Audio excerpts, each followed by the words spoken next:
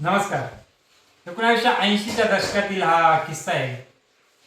81-82 साली कांदा 25 पैसे किलोपर्यंत खाली आला होता आणि शेतकऱ्यांनी मनमाड नाशिक रेल्वे मार्ग बैलगाड्या रेळाव सोडून बंद केला होता. नाशिकचे जिल्हाधिकारी दिल्लीपर्यंत निरोप पाठवलाय, पण घेतला येत नाही म्हणून गेली 4 दिवस उत्तर देत होते.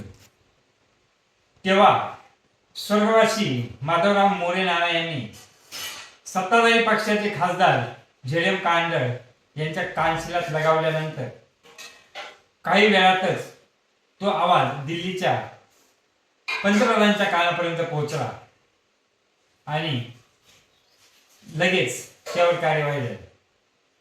80च्या दशकात 50 पैसे 1 रुपया किलो जरी कांदा झाला तरी शेतकरी विद्रोह करायचे.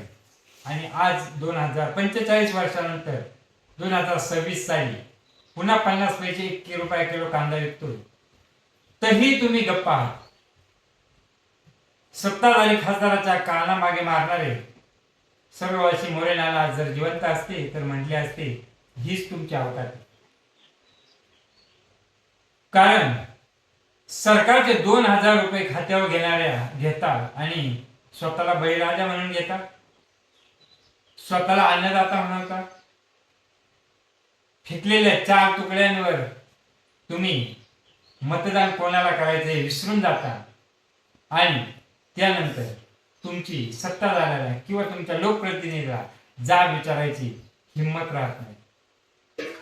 तसंही भूसंपादन करून करून सरकारने तुमच्या जमिनी काढून घेऊन तुमचा कष्ट करायचा त्रास ऑलरेडी कमी केलाय.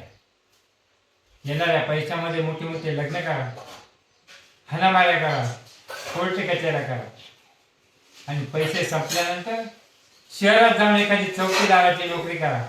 कारण भिकाऱ्यांच्या संघटना होती काही दिवसात, पण तुमची संघटना होणार नाही.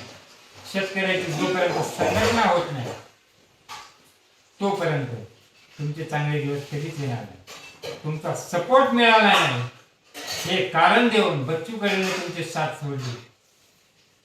अजून किती दिवस तुम्ही असे मरगळलेले राहणार. धन्यवाद.